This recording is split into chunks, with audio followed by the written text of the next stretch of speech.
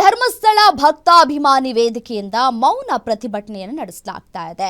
ಧಾರವಾಡದ ಕಲಾಭವನದಿಂದ ಡಿಸಿ ಕಚೇರಿವರೆಗೆ ಮೆರವಣಿಗೆಯ ಮಾಡೋದ್ರ ಮೂಲಕ ಮೌನ ಪ್ರತಿಭಟನೆಯನ್ನು ಮಾಡಲಾಗ್ತಾ ಇದೆ. ಮೌನ ಮೆರವಣಿಗೆ ಮೂಲಕ ಡಿಸಿ ಕಚೇರಿಗೆ ಆಗಮಿಸಿ ಪ್ರೊಟೆಸ್ಟ್ ಅನ್ನು ಮಾಡಲಾಗ್ತಾ ಇದೆ. ಧರ್ಮಸ್ಥಳದ ಬಗ್ಗೆ ಅಪಪ್ರಚಾರ ಮಾಡ್ತಾ ಇರುವ ಹಿನ್ನೆಲೆಯಲ್ಲಿ ಅಸಮಾಧಾನವನ್ನ ವ್ಯಕ್ತಪಡಿಸ್ತಾ ಇದ್ದಾರೆ. ಮೌನ ಪ್ರತಿಭಟನೆ ಮಾಡುವುದರ ಮೂಲಕ ಸರ್ಕಾರಕ್ಕೆ ಮನವಿ ಮಾಡುವಂತಹ ಕೆಲಸಗಳು ಕೂಡ ಆಗ್ತಾ ಇದೆ. ಸದ್ಯಕ್ಕೆ ಎಸ್ಐಟಿ ಅಧಿಕಾರಿಗಳು ಒಂದು ಕಡೆ ತನಿಖೆಯನ್ನ ನಡೆಸ್ತಾ ಇದ್ದಾರೆ. ಯಾರ ಮಾತಿಗೂ ಕಿವಿಗೊಡದೆ ತಮ್ಮ ಪಾಡಿಗೆ ತಮ್ಮ ಕರ್ತವ್ಯವನ್ನ ನಿರ್ವಹಿಸ್ತಾ ಇದ್ದಾರೆ. ಅಸಹಜ ಸಾವು ಪ್ರಕರಣಕ್ಕೆ ಸೇರಿದಂತೆ ಈಗಾಗಲೇ SIT ತಂಡ ರಚನೆ ಆಗಿದೆ. ಅದಲ್ಲದೆ ಈಗಾಗಲೇ ಧರ್ಮಸ್ಥಳದ ಹೆಸರನ್ನು ಕೆಡಿಸಲಾಗ್ತಿದೆ ಅನ್ನೋ ಒಂದು ಮಾತುಗಳ ಕೇಳಿ ಬರ್ತದೆ. ಈ ನಿಟ್ಟಿನಲ್ಲಿ ಈಗಾಗಲೇ ಧಾರವಾಡದಲ್ಲಿ ಅಂದರೆ ಧರ್ಮಸ್ಥಳದ ಭಕ್ತರು ಈಗಾಗಲೇ ದೊಡ್ಡ ಬೃಹತ್ ಪ್ರತಿಭಟನೆಯನ್ನು ನಡೆಸಿರುವಂಥದ್ದು. ಸದ್ಯ ನಮ್ಮ ಜೊತೆ ಭಕ್ತರಿದ್ದಾರೆ. ಯಾವ ರೀತಿಯಾಗಿ ಅವರ ಒಂದು ಬೇಡಿಕೆಗಳಿದೆ, ಅಷ್ಟೇ ಅಲ್ಲದೆ ಯಾವ ರೀತಿಯಾಗಿ ಸರ್ಕಾರಕ್ಕೆ ಅವರು ಆಗ್ರಹಿಸ್ತಾ ಇದ್ದಾರೆ ಅನ್ನೋದನ್ನ ಅವ್ರನ್ನೇ ಕೇಳಿ ತಿಳ್ಕೊಳ್ಳೋಣ.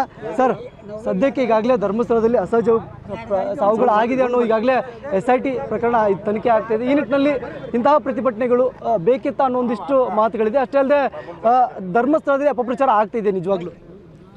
ಸರ್, ತಾವು ಹೇಳಂಗೆ ಇಂಥ ಪ್ರತಿಭಟನೆ ಬೇಕಾಗಿರುತ್ತೆ. ಇಂಥ ಪ್ರತಿಭಟನೆ ಭಾಳ ಅವಶ್ಯಕತೆ. ಯಾಕಂದರೆ ಸುಮಾರು 10-12 ವರ್ಷದಿಂದ ನಡೀತಾ ಇದೆ. ನಾವು ಯಾರು ಇಷ್ಟುವರೆಗೆ ನಾವು ಜಾಗೃತವಾಗಿ ಈಗ ನಮ್ಮ ಭಾವನೆಗಳಿಗೆ ನಾವು ಅದನ್ನು ಧಕ್ಕೆ ಮಾಡ್ಕೊಳ್ತಿದ್ದೇವೆ. ಯಾಕಂತ ಹೇಳಿದರೆ ಇಂಥ ಒಂದು ಶ್ರದ್ಧಾ ಕೇಂದ್ರ ಅಂದರೆ ಅಲ್ಲಿ ನಿಂತು ನಾವು ಇಲ್ಲಿ ಕೆಲಸ ಆಗಬೇಕಂದ್ರೆ ಇವತ್ತು ಧಾರವಾಡದ ಮಣ್ಣಿನಲ್ಲಿ ನಿಂತು ನಾವು ಧರ್ಮಸ್ಥಳ ಹೆಸರು ಕೇಳ್ಕೊಂಡು ನಾವು ಒಂದು ಕೆಲಸ ಮಾಡ್ತಿದ್ದೇವೆ. ಆ ಕೆಲಸ ಫಲಪ್ರದವಾದ ಅಷ್ಟು ನಂಬಿಕೆಗಳನ್ನು ಇಟ್ಟಿರುವಂಥ ನಮ್ಮ ಭಾವನೆಗಳು, ನಮ್ಮ ಭಾವನೆಗಳಿಗೆ ಅವರು ಧಕ್ಕೆ ಮಾಡ್ತಿದ್ದಾರೆ. ಅದನ್ನು ನಾವು ಹೇಳ್ತಿದ್ದೇವೆ. ನೀವು SIT ಮಾಡ್ತೀರಾ, ಏನು ಮಾಡ್ತೀರಾ, ಯಾರು ತಪ್ಪು ಮಾಡ್ಯಾರ ಶಿಕ್ಷೆ ಕೊಡಿ. ಆದರೆ ಕ್ಷೇತ್ರದ ಬಗ್ಗೆ ಪೂಜ್ಯ ವೀರೇಂದ್ರ ಹೆಗ್ಗಡೆ ಬಗ್ಗೆ ನೀವು ಏನು ಮಾತಾಡಬೇಡಿ. ಯಾಕಂತ ಹೇಳಿದರೆ ಈಗ ನಮ್ಮ ತಂದೆ ತಾಯಿಗೆ ಏನು ಮಾತಾಡ್ತಾರೆ ಅಂದ ಕೂಡಲೇ ನಮಗೆ ವೀರೇಂದ್ರ ಹೆಗ್ಗಡೆ ಮಾಡೋದು ಅಷ್ಟು ಭಾವನೆಗಳು ನಾವು ಇಟ್ಟುಕೊಂಡದು. ಪೂಜ್ಯರ ಬರುವ ದೇವತಾ ಸ್ವರೂಪವಾಗಿ ನಾವು ನೋಡಿದವರು. ನಾವು ಸಣ್ಣದಿಂದನೇ ಧರ್ಮಸ್ಥಳಕ್ಕೆ ನಡೆದುಕೊಂಡು ಬಂದವರು. ಧರ್ಮಸ್ಥಳದ ನಾನು ನೋಡಿದಾಗ ಈಗ ನಿಮ್ಮನ್ನು ಸೇರಿಸಿ ಹೇಳ್ತೇನೆ, ಇಲ್ಲಿ ಇದ್ದವರಲ್ಲಿ 90% ಜನ ಧರ್ಮಸ್ಥಳ ಹೋಗಿ ಪ್ರಸಾದ ಉಂಡು ಬಂದವರೇ. ಯಾವುದೇ ಒಂದು ಫಲಾಪೇಕ್ಷೆ ಇಲ್ಲದೆ ₹1 ತಗೊಳ್ಳದೆ ಅನ್ನ ಸಂತರ್ಪಣೆಯಲ್ಲಿ ನಡೀತಾ ಇದೆ. ಅದು ಆ ಮಂಜುನಾಥ ಸ್ವಾಮಿಯ ಕೃಪೆ, ಧರ್ಮಸ್ಥಳದ ಎಲ್ಲ ಕ್ಷೇತ್ರದ ಕೃಪೆ. ಅದನ್ನು ನಾವು ತಿಳಿದುಕೊಂಡು ಮಾತಾಡೋದಕ್ಕೆ ಯೂಟ್ಯೂಬರ್ಸ್ಗಳು ಹೇಳೋದು ಅವರನ್ನು ಏನಿದೆ ಅವರ ವಿರುದ್ಧ ಕ್ರಮ ಕೈಗೊಳ್ಳಿ, ಅಪಪ್ರಚಾರಗಳ ವಿರುದ್ಧವಾಗಿ ನೇರವಾಗಿ ಅವರನ್ನು ಅರೆಸ್ಟ್ ಮಾಡಿ ಅಂತೇಳಿ ನಿಮ್ಮ ಮೂಲಕ ನಾವು ವಿನಂತಿ ಮಾಡಿಕೊಳ್ತಿದ್ದೇವೆ. ಈಗಾಗಲೇ ನಿನ್ನೆ ಜನಾರ್ದನ್ ಪೂಜಾರಿ ಅವರು ಅದನ್ನೇ ಹೇಳಿರೋದು, ಭಾಳಷ್ಟು ಅಪಪ್ರಚಾರ ಆಗ್ತಿದೆ, ಇದನ್ನು ಸಂಪೂರ್ಣವಾಗಿ ನಿಲ್ಲಿಸಬೇಕು, ರಾಜ್ಯ ಸೇರಿದಂತೆ ದೇಶದ ಪ್ರಧಾನಿಗಳು ಈ ಬಗ್ಗೆ ಗಮನ ವಹಿಸಬೇಕು ಅಂತ ಹೇಳಿದ್ದಾರೆ. ಈಗ ತಮ್ಮ ಮೂಲಕ ಹೇಳೋದಿಷ್ಟೇ, ಒಬ್ಬ ಸಿನಿಮಾ ತಾರೆ ಅವಳ ವಿರುದ್ಧ ಸೋಷಿಯಲ್ ಮೀಡಿಯಾದಲ್ಲಿ ಅಪಪ್ರಚಾರ ಅಥವಾ ತಪ್ಪು ಕಮೆಂಟ್ಸನ್ನು ಮಾಡಿದಾಗ ರಾಜ್ಯ ಸರ್ಕಾರ ಸ್ವಪ್ರೇರಣೆಯಿಂದ ಕೇಸನ್ನು ದಾಖಲು ಮಾಡಿ ಅವರನ್ನು ಅರೆಸ್ಟ್ ಮಾಡ್ತಾರೆ.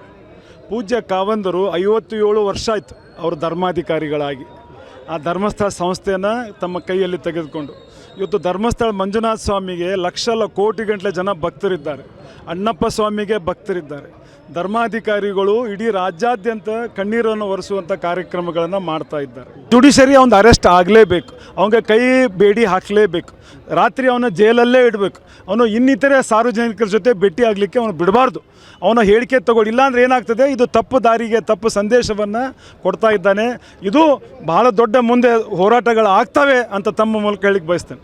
ಇದಿಷ್ಟು ಇಲ್ಲಿನ ಜನರ ಮಾತಾಗಿರುವಂಥದ್ದು, ಭಕ್ತರ ಮಾತಾಗಿರೋದು. ಒಟ್ಟಾರೆ ಈಗಾಗಲೇ ಅಪಪ್ರಚಾರ ಮಾಡ್ತಿರುವಂಥ ವ್ಯಕ್ತಿಗಳ ವಿರುದ್ಧ ತನಿಖೆ ಆಗಬೇಕು, ಅಷ್ಟೇ ಅಲ್ಲದೆ ಅವ್ರ ವಿರುದ್ಧವೂ ಕೂಡ SIT ವಿಚಾರಣೆ ಮಾಡಬೇಕು ಅನ್ನೋದು ಮಾತ್ರ ಹೇಳ್ತಾ ಇದ್ದಾರೆ. Sridhar Mundrigi, guarantee news, Dharwad.